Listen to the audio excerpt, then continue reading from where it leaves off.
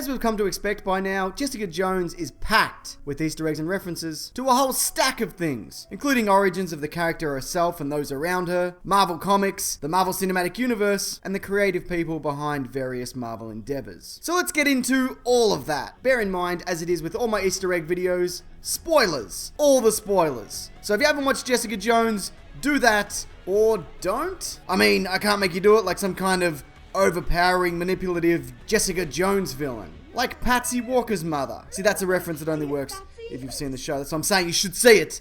You know what, it doesn't matter, I'm starting. Alright, the character herself. Now this story takes heavy influence from Alias, Brian Michael Bendis' run on the character Jessica Jones, former superhero turned private investigator. Though this isn't a beat-for-beat retelling, Jessica Jones remains pretty much intact, minus the smoking. She's a hard-drinking, damaged, former wannabe superhero with super strength and limited flying abilities? More like jumping and falling. The comic version of Jessica Jones went by the name Jewel, which is the superhero name suggested to her in this live-action version. And we even see her classic, albeit terrible costume. It looks so uncomfortable, like it's made out of the stuff you line an above-ground pool with. Jessica Jones' best friend was originally going to be Captain Marvel, like it is in the comics, when this series was being pitched to ABC about a decade ago. Things have obviously progressed since then, with the growth of the MCU, and Captain Marvel getting her own movie. Hence, the best friend role is given to Trish, Patsy Walker. Her alter ego, who we don't see, is Hellcat, a martial arts expert with some force field abilities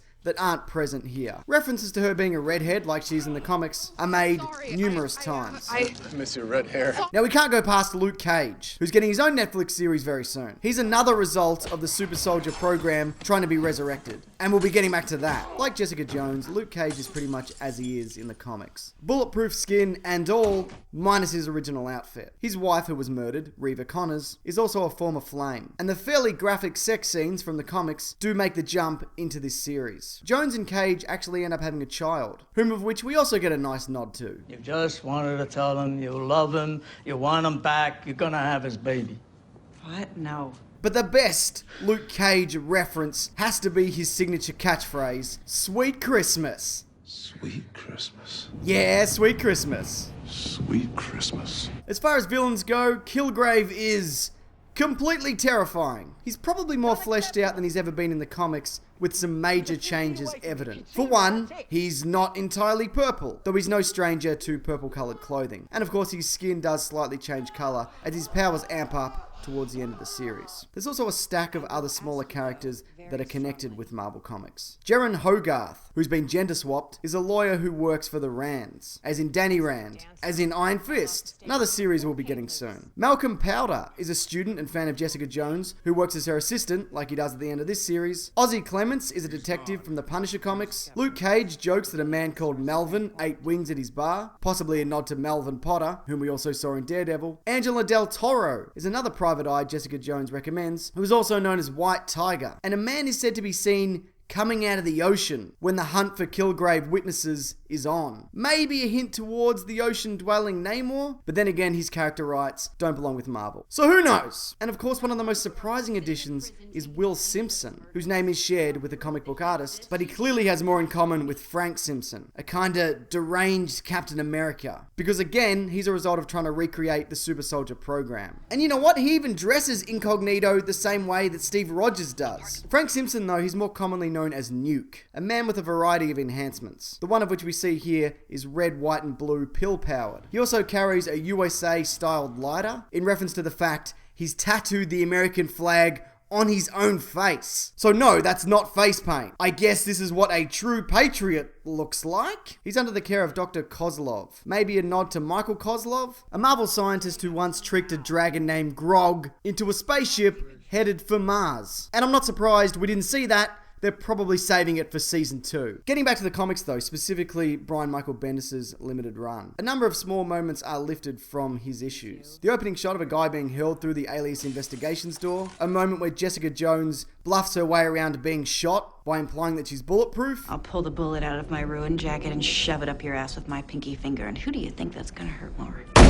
No, that doesn't work this time. And we get a whole lot of little moments, like how she's just on the toilet in one scene, which I know is a weird thing to bring up, but that's something we just rarely see in superhero comics. Brian Michael Bendis actually wrote another Jessica Jones Luke Cage story that deals with Luke Cage getting injured and his unbreakable skin making it difficult to administer medical treatment, like what we saw. And Kilgrave's yacht is called Goldfish, which is the name of a comic, pre-Marvel, that he also wrote. A number of people who have been big creative names behind Marvel Comics are also dropped. The drunk bus driver is called Charles Wallace. He's an inker for Marvel. We see a sign for Yost Cafe, possibly a nod to Christopher Yost, a Marvel comic, TV and film writer, and we see a list of names at the morgue, a couple of which worked as editors on Jessica Jones. The street signs Birch and Higgins, which is the location of Jessica Jones's childhood home, have been very prominent in the marketing material and could refer to a number of things. Higgins could be a nod to John or Michael Higgins, both Marvel artists, and Birch could be a nod to Cora Birch, a fictional Marvel writer, or Donald Birch, a minor Iron Man villain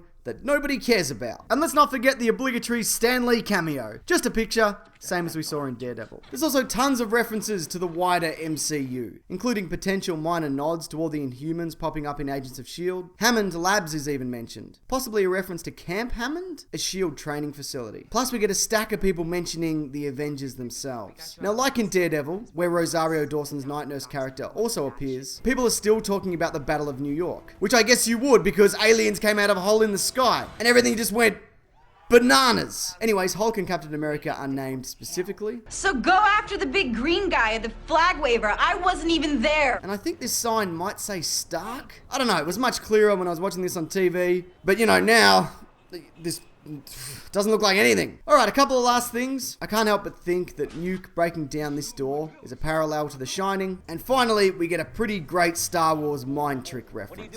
We can go about our business. Move along. Move along. Awesome. And that about does it. Now, if you are interested, I have a podcast that might interest you. It's called The Weekly Planet. We look at movies and comics and TV shows. I'll link it below, along with my Easter egg videos playlist and some other crap I made, I don't know. I got a few questions though, and feel free to answer any or all of these. What was your favorite Easter egg in Jessica Jones? Did I miss anything? And heads up, I did. And who do you think the organisation IGH refers to? The group said to be behind Jessica Jones's powers. So if you have anything to say about any of that, please feel free to leave your thoughts below. Alright, thanks everyone. Take care.